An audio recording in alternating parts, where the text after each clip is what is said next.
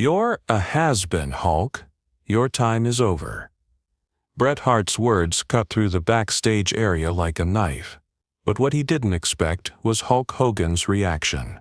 In 5 seconds, everything Bret thought he knew about respect in the wrestling business was about to change forever.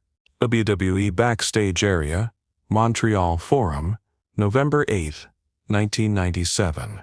Saturday evening, 6:30 p.m. The arena is buzzing with pre-show energy, wrestlers preparing for the night's matches, but in a dimly lit corridor behind the main locker rooms, two legends are about to have a confrontation that will be talked about for decades. The tension had been building for weeks, ever since WWE's creative team decided that Hulk Hogan's return to the company after his controversial departure to WCW would be positioned as a passing of the torch storyline. But passing the torch implied that Hulk was ready to step aside, and anyone who knew Hulk Hogan understood that he had never been ready to step aside for anyone at any point in his career. Hulk Hogan, 44 years old, stands face to face with Bret the Hitman Hart, the man who many consider the most technically gifted wrestler of his generation. At 40 years old, Bret represents everything that wrestling evolved into during Hulk's time away from WWE: technical excellence, realistic storytelling, and a grittier approach to character development that connects with audiences who have grown more sophisticated in their understanding of sports entertainment. The contrast between the two men is striking in every possible way. Hulk, even at 44, remains an imposing figure whose presence seems to fill whatever space he occupies. His blonde mustache, now showing traces of gray, is perfectly groomed. His leather jacket hangs casually on his massive frame, and even in street clothes, he looks like someone who could command the attention of 80,000 people in the Pontiac Silverdome without breaking a sweat. Bret Hart, meanwhile, carries himself with the quiet confidence of someone who has earned his reputation through pure wrestling skill rather than charisma or showmanship. His dark hair is pulled back. His face shows the intensity that has made him one of the most respected competitors in the business, and his smaller frame somehow projects just as much authority as Hulk's imposing presence, but in a completely different way. "You heard me," Bret continues, his voice rising with months of accumulated frustration. "You waltz back here after 3 years in WCW, and suddenly you're getting title shots and main events like nothing happened. Meanwhile, guys like me who stayed loyal, who bled for this company while you were making millions with the competition, we get pushed aside for your nostalgia act." The accusation cuts deep because it contains elements of truth that both men understand. Wrestling has always been a business where loyalty is expected but not always rewarded, where performers are simultaneously encouraged to be company men and criticized for not looking out for their own interests. Bret's frustration represents the feelings of an entire generation of wrestlers who carried WWE through some of its most difficult years, while bigger names pursued more lucrative opportunities elsewhere. But the personal attack, the dismissal of Hulk's relevance as nothing more than nostalgia, crosses a line that goes beyond business into personal disrespect. The words hang in the air like poison, and everyone within earshot understands that something significant is about to happen. Hulk's face doesn't change expression for exactly 5 seconds. He stands perfectly still, his hands at his sides, his eyes locked on Bret's face. But anyone who has spent time around Hulk Hogan knows that his stillness doesn't indicate calmness. It indicates the kind of controlled intensity that has allowed him to dominate conversations, negotiations, and confrontations for more than 2 decades in professional wrestling. "Bret," Hulk says quietly, his voice carrying that dangerous calm that makes everyone within earshot stop what they're doing and pay attention. "You just made the biggest mistake of your career." The words are delivered without anger, without raised voice, without any of the theatrical elements that characterize Hulk's on-screen persona. This is Terry Bollea speaking, not Hulk Hogan the character, and somehow that makes the threat infinitely more serious. Before Bret can respond, before he can process what's happening or prepare a comeback, Hulk steps forward with the fluid motion of someone who has been in more real confrontations than most people realize. Professional wrestling may be predetermined entertainment, but the personalities, egos, and business pressures that drive it are completely real, and they create situations where real conflicts arise between people who make their living pretending to fight each other. "Let me tell you something about being a has-been," Hulk says, now standing close enough to Bret that his words carry the weight of absolute authority.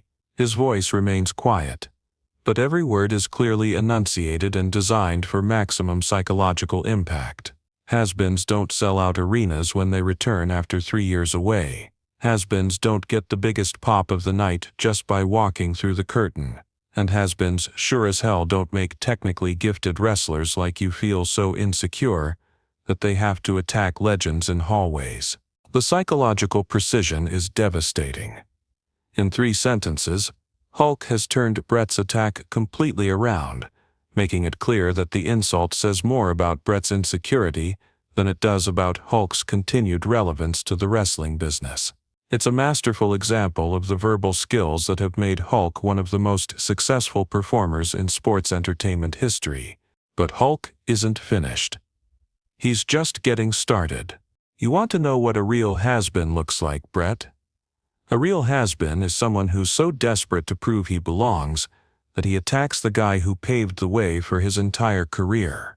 A real has-been is someone who confuses technical wrestling with drawing power and thinks that putting on great matches means the same thing as putting asses in seats." Several wrestlers have gathered at the edges of the corridor now, drawn by the tension and the unmistakable sound of a real confrontation taking place. Word spreads quickly in wrestling locker rooms when 2 main event performers are having a genuine conflict, and this definitely qualifies as something that will be talked about for years. The gathering crowd includes younger wrestlers who have heard stories about Hulk's legendary ability to control situations through force of personality, and veteran performers who remember the era when Hulk's approval or disapproval could make or break careers. All of them understand that they're witnessing something significant, a master class in professional psychology being delivered by someone who has survived and thrived in the wrestling business longer than almost anyone else.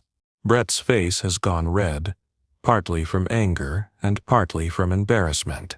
He came into this conversation expecting to humble Hulk Hogan, to put the aging superstar in his place and establish his own position as the true foundation of WWE's present and future. Instead, he's being systematically dismantled by someone who understands the psychology of professional wrestling better than almost anyone who has ever laced up boots. The realization that he's losing this confrontation badly makes Bret's anger intensify, but it also makes him understand that he's dealing with someone who operates on a different level than most people in the wrestling business.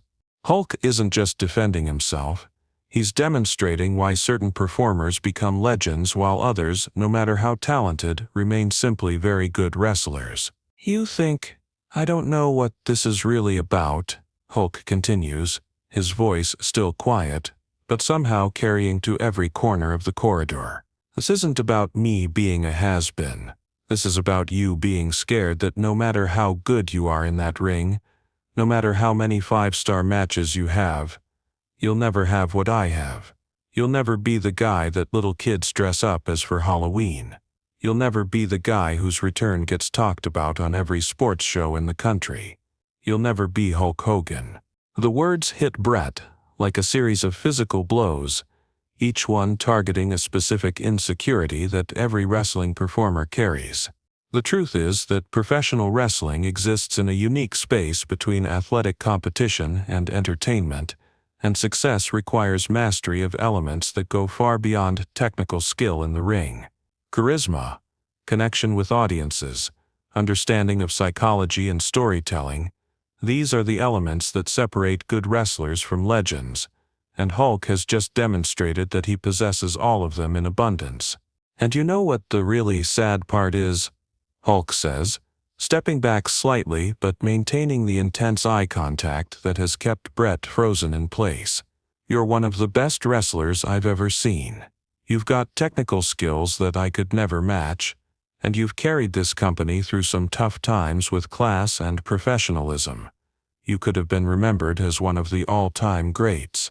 But instead, you're going to be remembered as the guy who was so jealous of Hulk Hogan that he couldn't see past his own ego to appreciate what we could accomplish together. The offer of partnership, coming in the middle of what had been a complete verbal destruction, catches Bret completely off guard.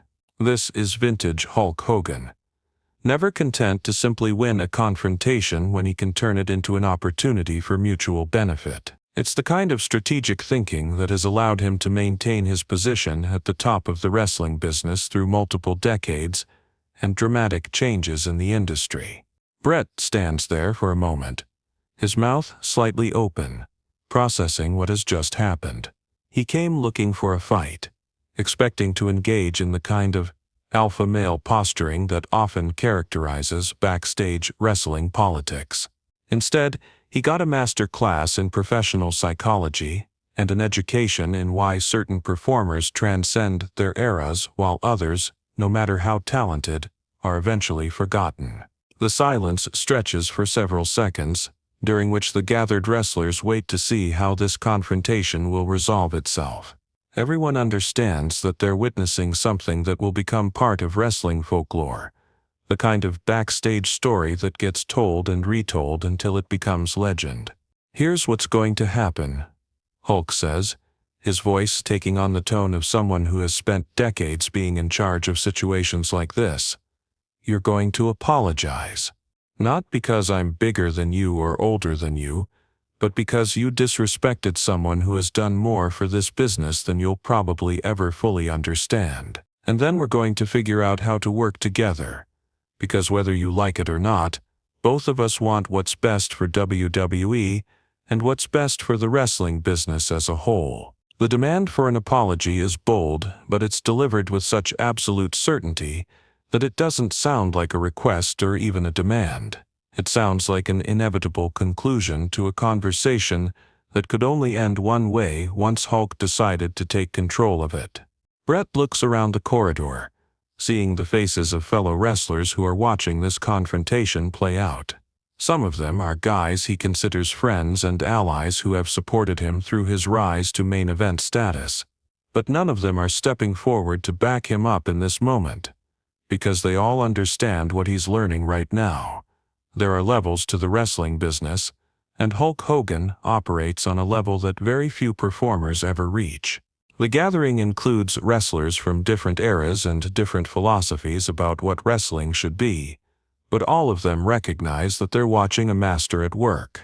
Hulk isn't just winning this confrontation through intimidation or politics. He's demonstrating the kind of complete mastery of professional psychology that separates legends from everyone else. Bret starts, then stops.